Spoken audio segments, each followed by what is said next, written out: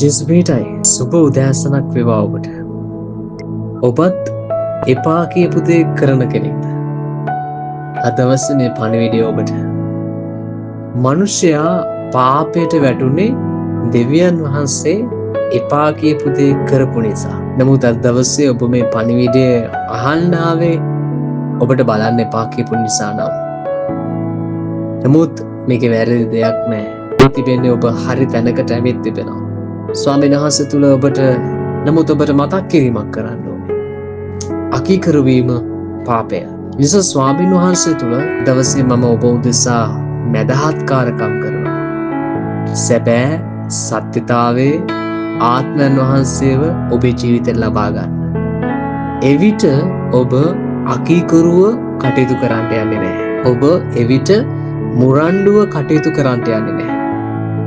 එවිට ඔබ සත්‍ය මත පමණක් ඔබ ගමන් කරන්නට යනවා. ඔබ එවිට සත්‍යතාවය තුල ගමන් කරනවා. ඔබ ප්‍රඥාවෙන් යුක්තව ගමන් කරනවා. ඔබ යටහත් වූ මිනිසෙක්ව ගමන් කරනවා.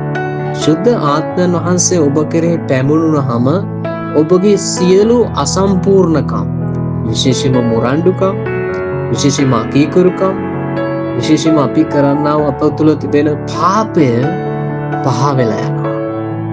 නිසා ඔබේ ජීවිතයට, ඔබගේ ශරීරයට, ඔබේ හදවතට සුද්ධාත්මයන් වහන්සේට ආරාධනා කරනවා. ස්වාමිනී, මේ යාඥාහඬ ශ්‍රවණය කරන මේ දරුවගේ ජීවිතයට සුද්ධාත්මයන් වහන්සේ නිදහස් වෙන පිණිස මම යාඥා කරනවා. මේ දරුවා දේව ගෞරවයෙන්, දේව භක්තියෙන් යුක්තව ස්වාමීන් වහන්සේ ඔබ වහන්සේව පිළිගන්නවාද? සුද්ධාත්මයන් වහන්සේව පිළි අර ගන්නවාද? යේසුස් වහන්සේව පිළි අර ගන්නවාද ස්වාමී?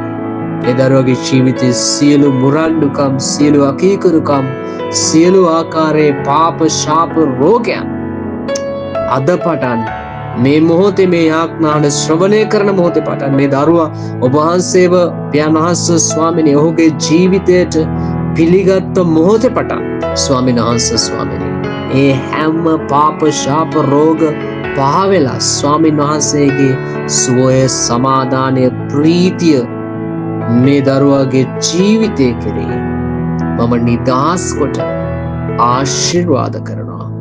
යේසුස් ක්‍රිස්තුස් වහන්සේගේ ධර්මිෂ්ඨ වූ ශුද්ධ නාමයෙන්. ආමෙන්. හලෙලූයා.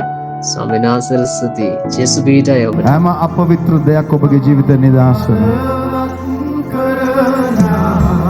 සමිදානන් තුල සියල්ල හැකි වේ. සියල්ල